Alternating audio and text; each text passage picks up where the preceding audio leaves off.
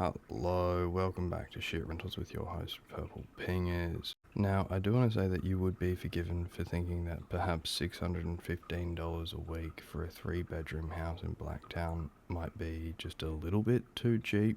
You'd also be forgiven if you look through some of the photos, seeing if you could find just a red flag or two, before eventually realizing that these photos look a little bit old, and then figuring out that, the photos are more than a decade old. I also wouldn't be surprised if you were like, oh, Harcourts is leasing this, must be pretty shit then. And that'd be just because I guess it is. This place has been reviewed on shitrentals.org, and it's like, I don't know where to start.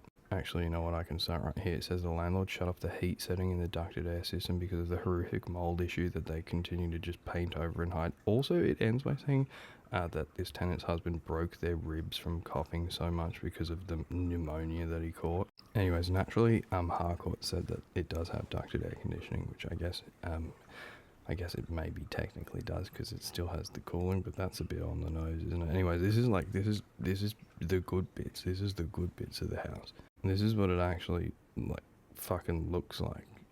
Look at that. The whole house is just a mold dungeon. With peace and love to you and your family, but I feel like if you lived in a house with the room that looked like this, you should be awarded a Victoria Cross for bravery. I feel like renting in Sydney, probably everyone has seen a wall just as mouldy as this, which is fucked in and of itself. And I do have to say, this is probably the least mouldy Harcourts bathroom ceiling I've ever seen. Yeah, so in case anyone was wondering, this is what happens to your stuff if you actually live in a place like this. I'm not telling renters this because you know exactly what this looks like. But yeah, for any of you landlords and politicians out there wondering, that's surely fine to live in, this is what happens. And the same thing happens to your lungs, just on the inside. Also, I'm sure you're all wondering, were there any mushrooms? And yeah, of course there were.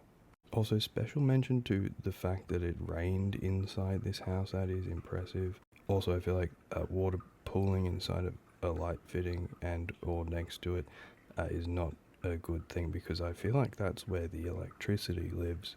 Also, I feel like if I was this child, this would probably be a recurring nightmare for me.